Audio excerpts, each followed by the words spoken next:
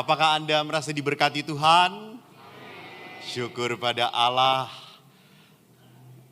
Hari ini kita berbicara tentang sacrifice, pengorbanan. Jadi malam hari ini kalau kita berbicara tentang sacrifice, pengorbanan. Saya pikir tema ini adalah tema yang wajar sih, setiap hari orang menghadapi dan orang melakukan. Jadi Bapak Ibu yang terkasih, kita mengerti kalau saya mau mendapatkan sesuatu, saya harus melakukan dengan cara apapun. Jadi pengorbanan itu hal yang lumrah. Seorang anak biasa main game sampai jereng matanya, sampai jempolnya kapalan, sampai jarinya semuanya jempol. Tapi pada saat mau ujian, dia berhenti dulu main game. Kenapa? Karena dia tahu saya harus lulus. Saya harus mendapatkan nilai yang baik. Maka saya tinggalkan. Maka kalau kita berbicara tentang pengorbanan, kita punya prinsip you pay, you will get. Saya bayar, saya dapat. I do nothing, so you will not get something. Saya pun sama, tinggal di paroki yang baru, senyum-senyum dengan ibu-ibu, ya Allah. Kulkas penuh, saudara-saudara. You see, you pay, you get. Saya senyum dengan bapak-bapak, ya Tuhan kuda Allah. Tidak ada efek apapun.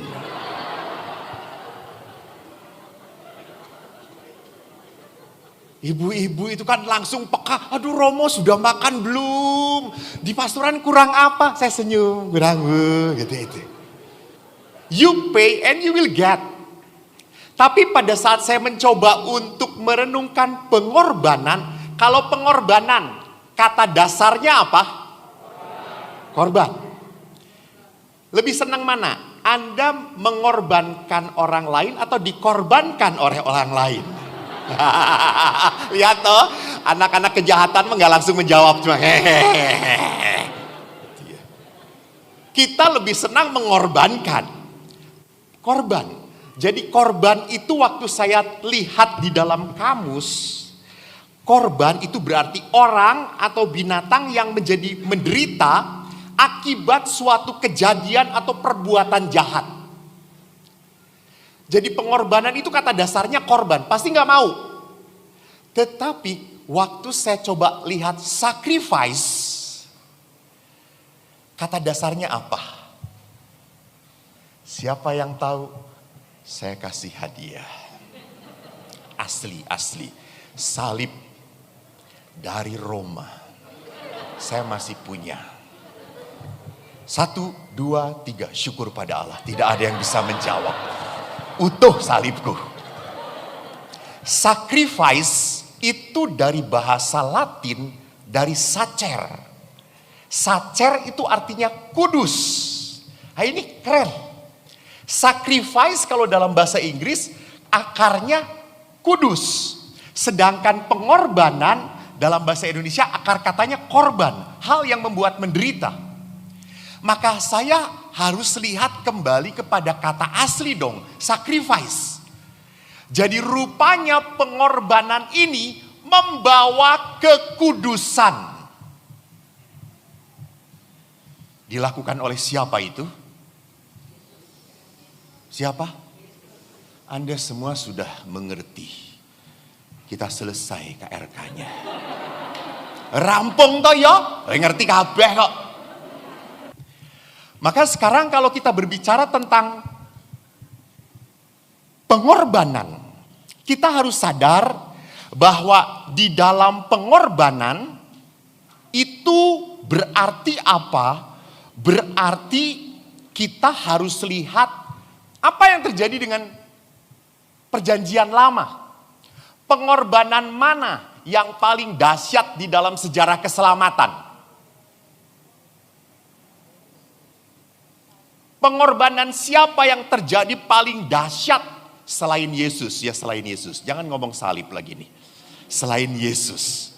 Pengorbanan mana yang paling dahsyat di dalam sejarah keselamatan iman?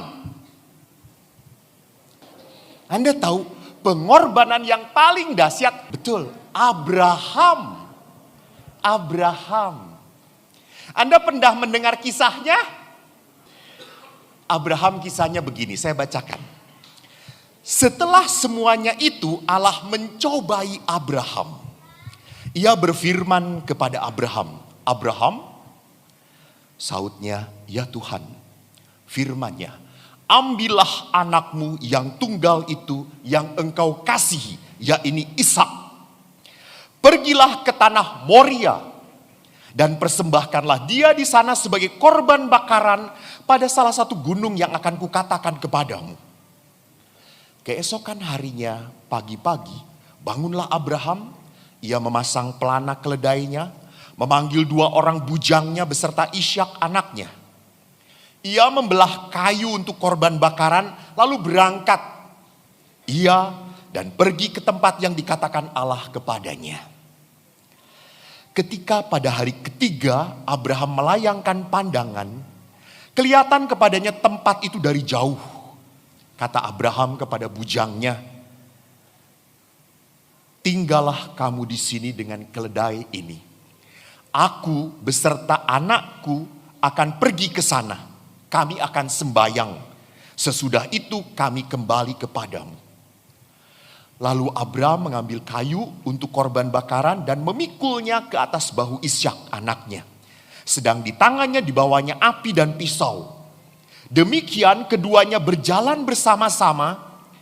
Lalu berkatalah Ishak kepada Abraham ayahnya, Bapa, saut Abraham, ya anakku, di sini sudah ada api dan kayu. Tetapi di manakah anak domba untuk korban bakaran? Saut Abraham, Allah yang akan menyediakan anak domba untuk korban bakaran baginya anakku. Demikianlah keduanya berjalan bersama-sama. Dan akhirnya sampailah mereka ke tempat yang dikatakan Allah. Lalu Abraham mendirikan mezbah di situ. Disusunlah kayu, diikatnya Ishak anaknya itu, diletakkan di mezbah itu di atas kayu api. Sesudah itu Abraham mengulurkan tangannya lalu mengambil pisau untuk menyembelih anaknya. Namun berserulah malaikat Tuhan dari langit, Abraham, sautnya, ya Tuhan, jangan bunuh anak itu. Jangan kau apa-apakan dia. Sebab telah ku ketahui sekarang bahwa engkau takut akan Allah. Lihat Bapak Ibu. Inilah tindakan pengorbanan yang besar sekali dari seorang sosok bapak beriman. Dia dijanjikan anak, baru punya satu, suruh dikorbankan. Waktu ke Gunung Moria, Abraham sudah tahu nggak bahwa dia harus mempersembahkan Ishak? Sudah tahu atau belum? Sudah diberitahu bahwa Ishak kau harus persembahkan. Dan Abraham lakukan. Lihat, sacrifice berhubungan dengan kekudusan di sini. Mengapa Abraham menjadi kudus? Karena dia mengikuti kehendak Allah. Jadi kekudusan ini muncul pada saat orang mempunyai relasi dengan Sang Allah, Sang Ilahi. Halo, bukan hanya manusia yang kayak gitu. Allah pun demikian. Allah lebih dahsyat dituliskan dalam Injil Yohanes. Dituliskannya begini, dikatakan apa? Yohanes bab 3 ayat 16. Karena begitu besar kasih Allah akan dunia ini, sehingga ia telah mengaruniakan anaknya yang tunggal, supaya setiap orang yang percaya kepadanya tidak binasa, melainkan beroleh hidup yang kekal. Ini tindakan Allah. Jadi Allah itu tahu manusia itu kelak upah dosa adalah maut, mati. Tetapi Allah tidak tega. Allah ingin manusia itu bersatu lagi dengan penciptanya di surga. Maka dia utus anaknya untuk menebus. Manusia sudah direnggut oleh dosa dan dimiliki oleh roh jahat. Dan Allah menebus lagi sehingga ini kembali menjadi anak Tuhan. Lihat, ini karya Allah. Di dalam kerangka apa? Penebusan. Maka kita bisa lihat di dalam nilai-nilai pengorbanan itu ada apa saja. Pertama, di dalam pengorbanan pasti ada satu. Saya yang akan saya berikan, kan mengorbankan itu kan berarti saya memberikan sesuatu. Itu pasti yang berharga. Pasti yang berharga. Itu pengorbanan. Maka seringkali suka aneh. Orang mengorbankan, saya mau nyumbang. Sumbangan ini pengorbanan. Apa yang disumbangan, Pak? Baju bekas. Ini kan sudah tidak dipakai lagi, tidak berharga. Itu bukan pengorbanan. Jadi pengorbanan itu adalah sesuatu yang paling berharga. Dan saya lakukan itu, kenapa yang paling berharga ini saya berikan? Karena saya ingin mendapatkan sesuatu yang lebih berharga, lebih mulia. Maka di dalam kitab Kejadian bagus sekali Tuhan berkata apa? Seorang laki-laki akan meninggalkan ayah dan ibunya dan ia bersatu dengan, ya udahlah, istrinya. Dan akhirnya mereka menjadi satu. Lihat, keluarga itu berharga, berharga sekali. Di tempat keluarga adalah cinta pertama yang kita dapatkan. Tetapi relasi dengan keluarga saya tinggalkan untuk membangun sebuah keluarga yang lebih berharga. Lihat. Jadi di dalam pengorbanan itu ada sesuatu apa? Gerakan untuk apa? Sacrificing, mengorbankan. Dan tentunya kita harus sadar. Pada saat orang harus mengorbankan pasti punya penderitaan. Benar atau tidak? Berarti pasti kita kalau pada saat pengorbanan ada sesuatu yang hilang. Ada sesuatu yang hilang. Kalau saya sudah berkorban, ada sesuatu yang hilang dalam diri saya. Contoh, ada seseorang anak bertanya, Romo itu ndak kawin berkorban atau tidak?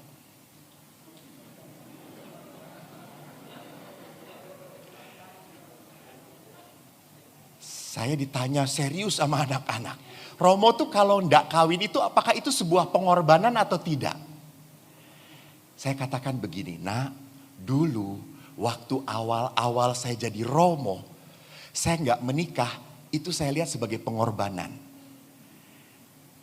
Tetapi setelah saya menjadi imam bertahun-tahun mendengarkan konsultasi, Anda langsung tahu jawabannya ya. Tidak menikah itu anugerah terindah, saudara-saudara. Bukan pengorbanan, enggak. Jadi saudaraku, lihat yang terjadi bahwa di dalam sebuah pengorbanan, di dalam sebuah sacrifice, ada sesuatu yang hilang, benar. Jadi memang di dalam, sekali lagi di dalam sebuah pengorbanan ada dua hal tadi yang menarik. Bahwa ada sesuatu yang berharga yang saya berikan untuk sesuatu yang lebih berharga. Namun yang kedua pun di dalam sebuah pengorbanan ada sebuah hal yang saya kehilangan dan membuat menderita. Nah, menjadi masalah. Kalau saya berkorban untuk diri saya akan happy-happy saja, enteng melakukannya. Anda pun sama, sacrifice untuk anak-anak Anda. Anda capek bekerja, lalu pulang ke rumah, anak-anak cerita, "Ma, makanannya ndak enak, buatan mama enak banget." Pasti mamahnya akan langsung melakukan untuk anaknya. Dan dia sukacita pada saat sudah masak dihabiskan, senang. Ibu saya itu kalau udah masak senang sekali dihabiskan. Kami anak-anaknya menghabiskan bukan karena enak. Karena tidak ada pilihan lain. Selain dua, lapar dan makan. Ya sudah, kita makan. Jadi kita melakukan pengorbanan akan enteng, mengalir begitu saja kalau untuk orang-orang yang kita sayangi. And a big question is, kalau saya berkorban untuk orang yang pernah mengkhianati saya, pernah menyakiti saya, dan orang itu adalah orang yang saya sayangi. Ini menjadi sebuah sacrificing yang berat banget. Apalagi orang itu sudah tidak berharga lagi. Tak pateni wae.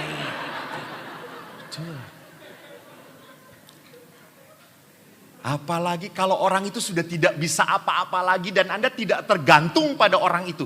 Ngapain orang itu ada dan gak ada di dunia ini, gak ada efeknya dalam hidup saya. Tetapi saya harus melakukan sesuatu pengorbanan untuk dia. Ini berat banget. Ini berat banget. Maka pengorbanan yang seperti ini tidak pernah boleh melihat pribadi orang tersebut. Apakah dia layak supaya saya melakukan pengorbanan atau tidak? Kalau melihat layak atau tidak layak, orang yang sudah menyakiti saya, lalu saya berkorban untuk dia, layak atau tidak? Layak atau tidak? Anda manusiawi. Betul. Tidak layak. Anda punya seorang suami, begitu sudah sangat disayangi. Ada main dengan wanita lain. Dia pulang, saya harus membuatkan kopi untuk dia. Layakkah?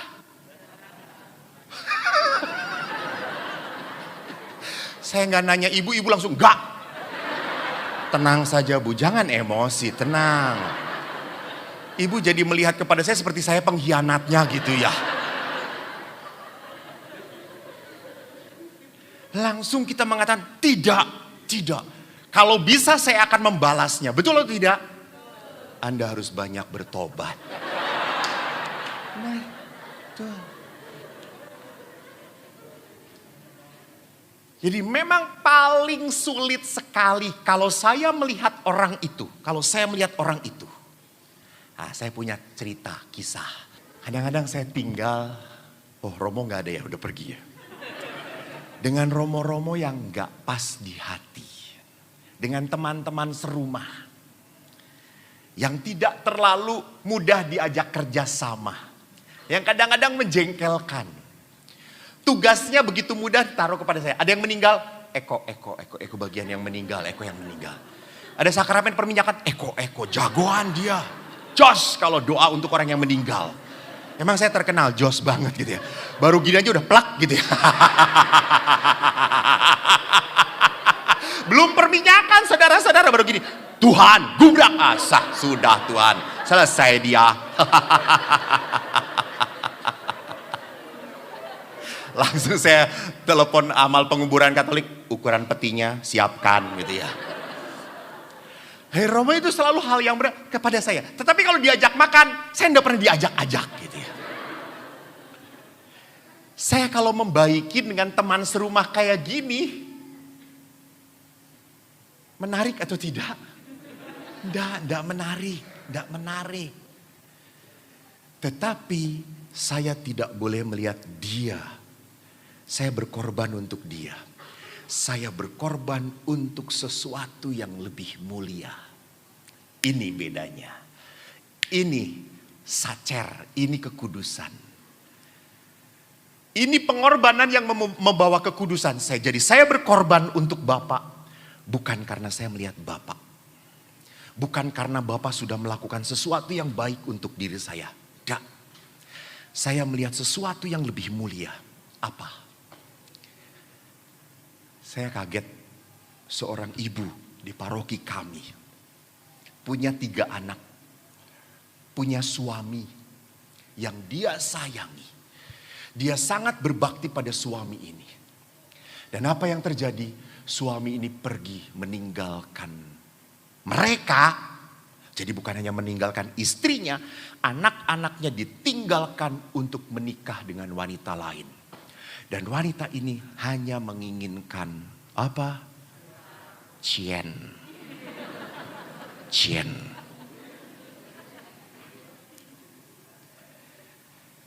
Dan yang hebatnya si perempuan ini, dia kerja keras. Dia besarkan anak-anaknya. Dia pernah cerita beberapa kali dengan saya. Saya tanya, ibu punya kemarahan? Marah saya pastor, jengkel. Tetapi dia tetap suami saya pastor. Terus kalau dia datang, lalu dia berkata, akan kembali lagi. Ibu terima atau tidak? Apa jawaban ibu itu? Dia narik nafas. Semoga.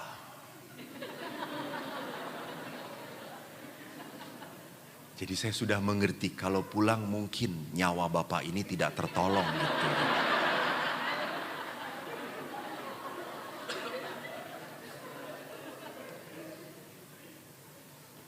Dan apa yang terjadi? Betul saudara-saudara. Ibu ini konsultasi dengan saya kurang lebih bulan Februari. Juni kembali lagi. Dan sudah piansui. Habis. Dia sudah lumpuh, tidak bisa apa-apa. Dan dia datang, dan yang hebatnya apa? Istrinya merawat. Saya berkata, edan bu, edan. Hanya orang gila yang bisa seperti ini, betul atau tidak? Dan pasti orang yang seperti ini pengikut orang gila. Hey, Yesus pernah disebut gila. Jangan lupa. Karena Yesus selalu lawan arus. Orang yang tidak layak diterima, dia terima kembali. Dan sampai akhirnya tak lama kemudian memang suaminya meninggal. Saya pernah mendekati. Mbok racun yo. Mboten Romo, mboten. Ngapusi gue sitik-sitik mbok kei. Kaporit gitu ya. Mboten Romo. Dan setelah meninggal apa yang terjadi? Ibu ini yang memandikan dia. Ibu ini yang membereskan segala-galanya ke pemakaman. Sampai dia mengatakan kepada anak-anaknya, nak ini papamu, nak ini papamu. Kamu harus sayang pada papa. Ini lihat. Bukan hal yang mudah. Lalu saya tanya ibu ini setelah penguburan. Bu, ibu mengorbankan perasaan ibu, mengorbankan emosi ibu, mengorbankan kemarahan ibu. Kenapa ibu lakukan menerima dia? Apa jawaban itu? Ibu itu, Romo, jujur saya tidak butuh dia. Anak-anak butuh dia. Wow. Saya sudah tidak butuh dia sebetulnya. Tapi anak-anak masih butuh bapaknya. Itu yang pertama. Yang kedua, Romo, saya sudah janji kepada Tuhan. Saya akan mengabdikan diri dalam untung dan malang, sehat dan sakit. Dan di waktu suami saya benar dan error. Loh benar loh bu, benar loh. Itu nanti ada tambahan janji perkawinan. Karena sekarang banyak suami yang dan istri lebih enaknya menghina kaum laki-laki.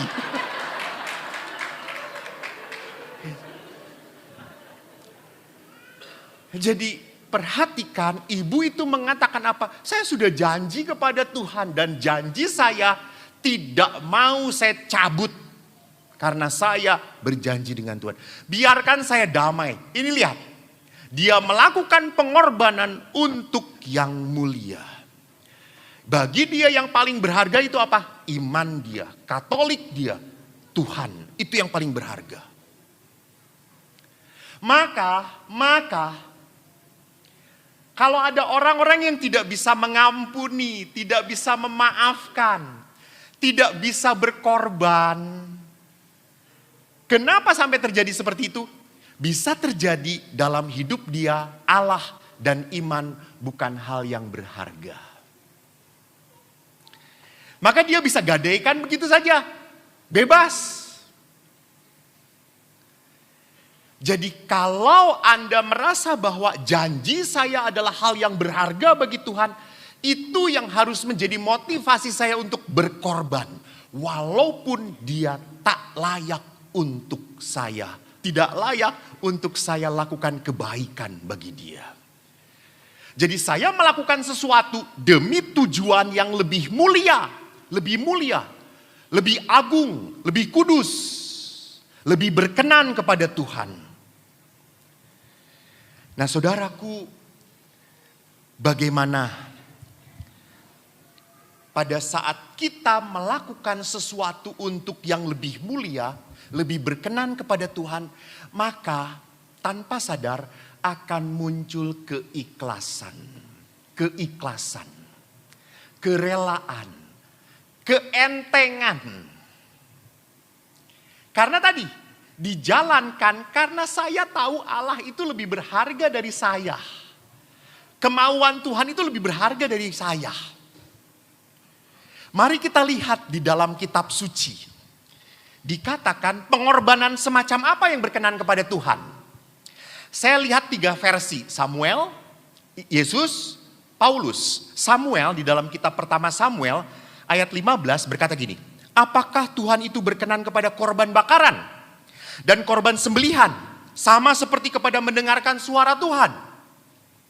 Sesungguhnya mendengarkan lebih baik daripada korban sembelihan. Memperhatikan lebih baik daripada lemak domba-domba jantan. Yesus sendiri ngomong begini, memang mengasihi Tuhan dengan segenap hati dan dengan segenap pengertian dan dengan segenap kekuatan dan juga mengasihi sesama manusia seperti diri sendiri adalah jauh lebih utama daripada semua korban bakaran dan korban sembelihan. Yesus ngomong begitu. Dan yang terakhir Paulus berkata, saudara-saudaraku, demi kemurahan Allah, aku menasihatkan kamu supaya kamu mempersembahkan tubuhmu sebagai persembahan yang hidup, kudus, berkenan pada Allah, dan itulah ibadahmu yang sejati. Jadi kalau kita melihat apa yang diajarkan di dalam kitab suci, kalau kita ingin hidup lebih luhur, lebih mulia, kita harus apa? Kita harus mengubah cara pikir kita, cara bertindak kita, cara kita berbela rasa dengan pola hidup beriman. Sebagai seorang beriman, cara pandang kita, cara tindakan kita, cara merasa kita, maka harus seperti Bapa, seperti Allah. Ini tuntutan. Maka di dalam Injil, Yesus benar-benar punya targetnya hebat banget untuk itu, untuk hidup kita. Hendaklah kamu kudus. Kenapa? Karena Bapamu adalah kudus. Jadi kita tidak pernah boleh hidup di dalam iman yang rata-rata. Alah, susahlah berkorban untuk orang itu. Susahlah memaafkan orang yang sudah seperti itu. Wes raiso, ndak bisa. Saya harus melakukan sesuatu yang berat. Itulah sacrifice. Itulah kekudusan. Itu membawa kekudusan. Maka bagaimana kita bisa meneladani lewat Yesus? Pertama, Sewaktu Injil Lukas bercerita tentang Yesus di taman. Dia berdoa di taman apa? Getsemani. Dikatakan oleh penginjil Lukas, tetes-tetes darahnya seperti apa? Ngomong aja gak apa-apa. Tetesan-tetesan keringatnya seperti darah. Langsung dokter tahu, kebalik. Betul. Tetesan keringatnya seperti darah mengalir. Begitu ketakutan Yesus.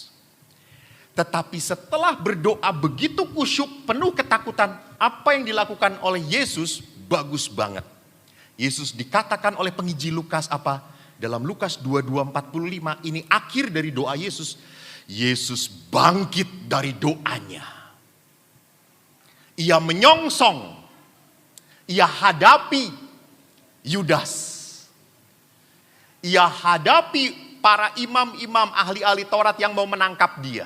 Dia bukan bersembunyi, tidak. Dia hadapi. Itu yang pertama. Jadi Yesus itu tidak takut dengan penderitaan. Dia menyongsong. Yesus tidak takut dengan pengorbanan. Yang kedua, apa yang terjadi waktu Yesus diolok-olok, waktu Yesus dicemoohkan, waktu Yesus ditampar, apa yang dilakukan oleh Yesus? Seperti Anda, Yesus diam saja. Anda sangat menghayati ya hidup Yesus rupanya ya. Kagum saya ini. Betul. Benar, Yesus diam saja. Dan ingat, Yesus tidak terbalik. Kalau kita kan bedakan kalau manusia, kalau kita diolok-olok, apa yang selalu kita katakan? Lakukan lagi. Buat pembelaan. Kita langsung cepat ingin ngebales. Misalnya status WA, kenapa sih kamu diam aja? Emangnya yang rame siapa? Gitu. Kamu kan yang nantang. Mah rame jadinya gitu ya. Yesus tidak, Yesus diam saja. Kenapa? Karena Yesus tahu dia menerima apa yang Tuhan mau. Apa yang Tuhan mau. Ini caranya Bapa. Ini caranya Bapa untuk menyelamatkan saya. Ini caranya Bapa untuk membawa kekudusan kepada manusia. Maka Yesus diam saja. Taat. Dan ketiga, lihat pada saat Yesus menerima kesakitan, kepahitan dengan lapang hati, membuahkan pengampunan. Pada saat Yesus sudah dicambuki, sudah diludahi, sudah dipaku, kekerasan itu dia terima dengan lapang hati. Dan akhirnya membuahkan pengampunan. Ya Bapa, ampunilah mereka. Karena mereka tidak tahu apa yang mereka perbuat. Dan yang terakhir, apa yang dilakukan oleh Yesus membuat sebuah kesaksian. Di dalam Injil Markus, perwira berkata, dia benar-benar anak Tuhan. Bahkan di dalam Injil Lukas, pria yang disalib bersama Yesus langsung sadar, kami ini berdosa. Yesus, kalau engkau nanti ke surga, bawa aku ke sana. Maka Yesus pada hari ini juga engkau akan berada di dalam kerajaan surga. Jadi saudaraku, bagaimana supaya kita menderita, menghadapi penderitaan, pengorbanan dengan penuh sukacita? Pertama, hidup itu bukan karena nasib, bukan. Oh, nasib saya dilahirkan seperti ini. Oh, nasib saya memang pastor sebagai orang yang selalu disalahkan. Oh, nasib saya selalu aja jelek terus. Saya itu selalu ketimpal mara bahaya terus. Itu sudah nasib. Tidak ada. Manusia hidup bukan karena nasib. Manusia hidup karena apa? Berani punya iman, percaya. Yang kedua, begitu banyak dalam kehidupan hal-hal yang tidak seperti yang kita kehendaki. Namun kalau itu terjadi, jangan banyak omong. Jangan banyak tanya pada Tuhan. Jangan cerewet. Nanti Tuhan berkata, bawel lu. Tolong, di saat Anda menderita, seperti Bunda Maria pula, dia masukkan ke dalam hati, menerima. Karena pada saat penderitaan itu diterima, Anda akan mendapatkan apa? Anda akan mendapatkan rahmat untuk bisa berdamai dengan Tuhan. Maka Bapak Ibu yang terkasih, malam ini adalah malam yang penuh rahmat. Saya akan menghadirkan sakramen Maha Kudus di tengah-tengah Anda. Mungkin selama perjalanan hidup Anda ingat ada pribadi-pribadi yang begitu menyakitkan. Ada sesuatu yang membuat Anda sakit, jengkel, kecewa. Atau ada penyakit yang Anda sudah mohon kepada Tuhan, Tuhan tolong sembuhkan, sembuhkan. Dan belum pernah disembuhkan Tuhan. Malam hari ini katakan kembali kepada Tuhan. Pandanglah sakramen Maha Kudus dengan penuh cinta. Jangan pandang sakramen Maha Kudus dengan penuh kemarahan. Kenapa? Karena Allah pun menatap Anda dengan penuh cinta. Hadirlah seperti seorang janda yang berkata, kalau aku jamah jubahnya, aku akan sembuh. Maka kalau aku katakan dalam hati, aku tatap sakramen Maha Kudus, maka penderitaanku pun akan Tuhan cabut dari hatiku. Nanti saya berjalan